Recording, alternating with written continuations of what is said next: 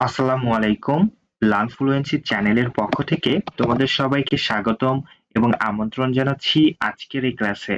আজকে আমরা আলোচনা করব নবম শ্রেণীর স্বাস্থ্য সুরক্ষা বইটি থেকে আপন আলোয় হই আলোকিত নামক অধ্যায়ের ঠিক 53 পৃষ্ঠায় সুরক্ষা টিমের কর্ম পরিকল্পনা নামক যে ছকটি তোমরা স্ক্রিনে দেখতে পাচ্ছ, এই ছকটির আমরা সমাধান করব।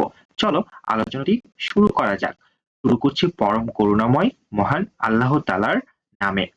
দেখো, তোমরা এখানে দেখতে পারবে সুরক্ষা টিমের কর্ম পরিকল্পনা। এখানে বিষয় হচ্ছে যৌন হয়রানি, নিপীড়ন ও সহিংসতা প্রতিরোধ।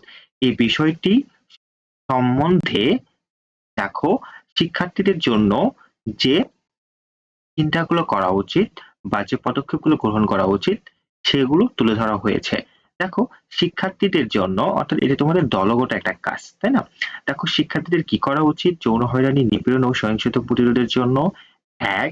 সাপ্তাহিক আলোচনা অনুষ্ঠানের আয়োজন করা। ২. বিদ্যালয়ের সুরক্ষা টিম গঠন করা। ৩. যৌন হয়রানি অপরাধের শাস্তি সম্পর্কে সকলকে অবগত করা।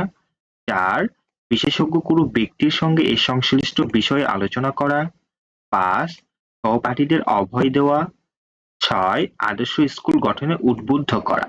দেখো, যৌন হয়রানি, নিপীড়ন ও সহিংসতা প্রতিরোধে অভিভাবকদের কি পদক্ষেপ গ্রহণ করা উচিত? ১. সাপ্তাহিক আলোচনা অনুষ্ঠান। ২. বিদ্যালয়ে সুরক্ষা টিম গঠন করা। ৩. সহিংসতা প্রতিরোধে হেল্পলাইনগুলো সম্বন্ধে বা সম্পর্কে অভিভাবকদের অবগত করা। ৪. যৌন সহিংসতার শাস্তি বিষয়ে অভিভাবকদের অবগত করা।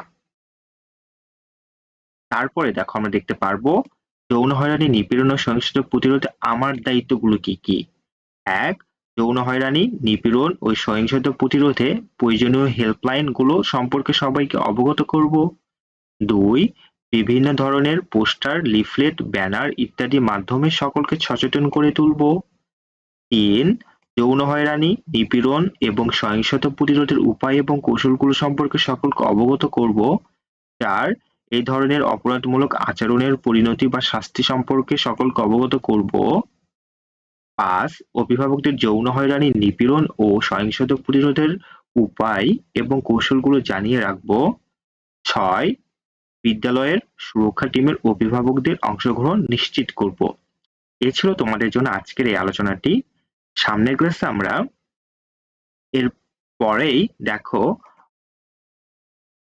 ৫৩ পৃষ্ঠার পরেই ঠিক ৫৪ পৃষ্ঠাতে আরেকটি ছক আছে। সুরক্ষা টিমের কর্ম পরিকল্পনা, ঝুঁকিপূর্ণ আচরণ ও আসক্তি প্রতিরোধে শিক্ষার্থীদের কাজ, অভিভাবকদের পদক্ষেপ এবং আমার দায়িত্ব। এটা আমরা আলোচনা করব ইনশাআল্লাহ। আজকে ক্লাসটি এখানে শেষ করছি। ভিডিওটি ভালো লেগে থাকলে অবশ্যই ভিডিওটি লাইক করবে এবং চ্যানেলটিতে অবশ্যই সাবস্ক্রাইব করবে। আমরা ধারাবাহিকভাবে তোমাদের পাঠ্যপুস্তকের সমস্ত বিষয় নিয়ে আলোচনা করব। ভালো থেকো, সুস্থ থেকো। আসসালামু আলাইকুম।